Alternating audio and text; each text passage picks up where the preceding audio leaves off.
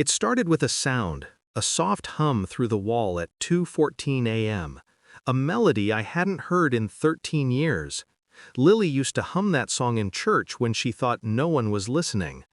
Now she was doing it again, next door. I stood by the window, bare feet on cold wood, the lights of New Hampshire bleeding faintly through the trees. The house I'd bought to start over felt smaller tonight. Or maybe I was just remembering how small it felt to lose everything. Hollywood had spat me out.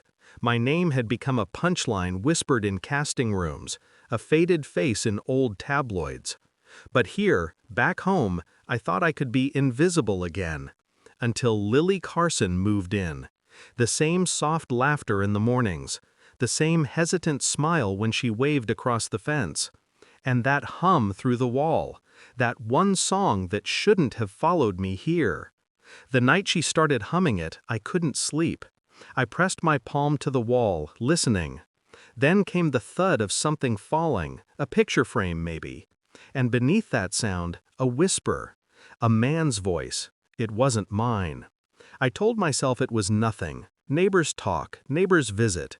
But Lily wasn't a neighbor. She was a memory.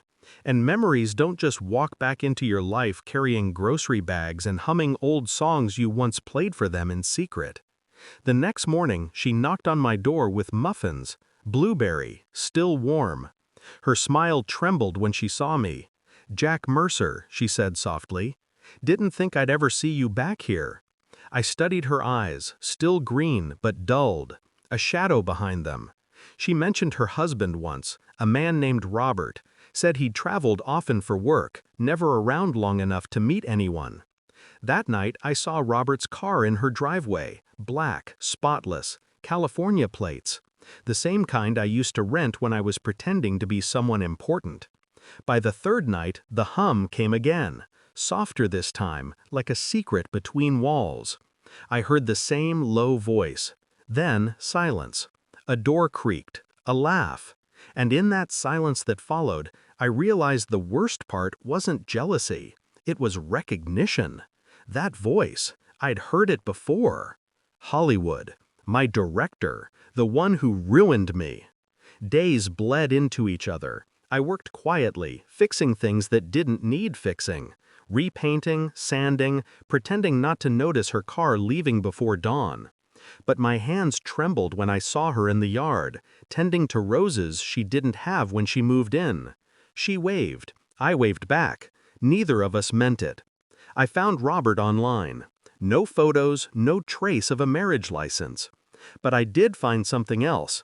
A company address in LA, one I knew too well.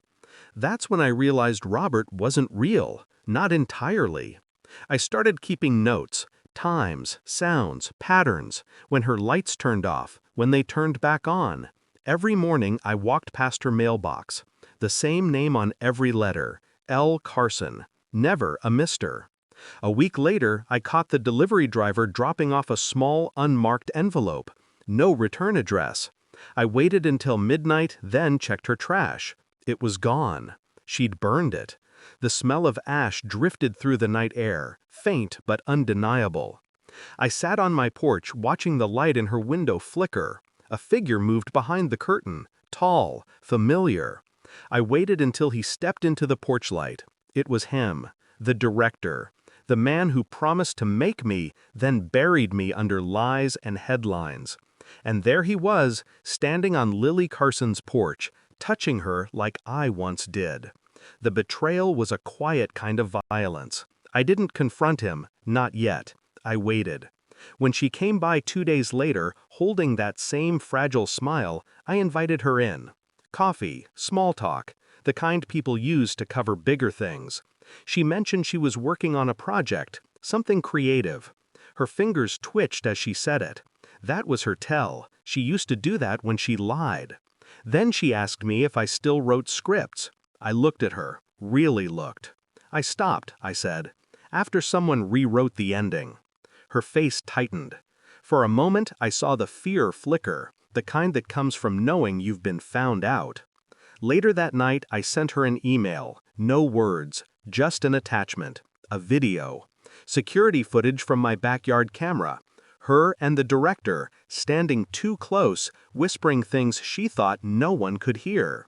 3 minutes long. Enough. She opened it at 10:37 p.m. I watched from across the fence. The porch light turned on, then off. The sound of glass breaking followed. The next morning, his car was gone. She came over around noon. No makeup, no pretenses. Just red eyes and shaking hands. "You knew," she whispered. I nodded. She looked past me, toward the horizon. "It wasn't supposed to be you who saw it." I leaned against the doorframe. "No, it never is." Silence. Heavy, like the air before a storm. She tried to explain how he promised her a role, a future, something beyond this small town. How he told her I'd already moved on. He said you didn't care. I almost laughed. He was right. Her lips trembled. "So what now?" I stepped closer, my voice calm, almost kind. "Now? You live with it." I handed her a brown envelope. Copies of the video, letters, contracts, everything tying her to him. Proof. A quiet weapon. Her fingers trembled as she took it. "What are you going to do with these?" "Nothing," I said. "But he'll think I might." I closed the door. And for the first time in months, the humming stopped. The house feels quieter now. Too quiet. I still hear echoes sometimes, a melody through the walls, the ghost of laughter I once chased. But the silence doesn't bother me anymore. It reminds me that control doesn't come from revenge. It comes from restraint. He left town. She stayed, though I never see her outside. The roses wilted weeks ago. She doesn't tend to them anymore. Sometimes I wonder if she listens for me through the wall like I once did for her. If she still hopes for a sound. But I won't give her one. Because some ghosts deserve to starve.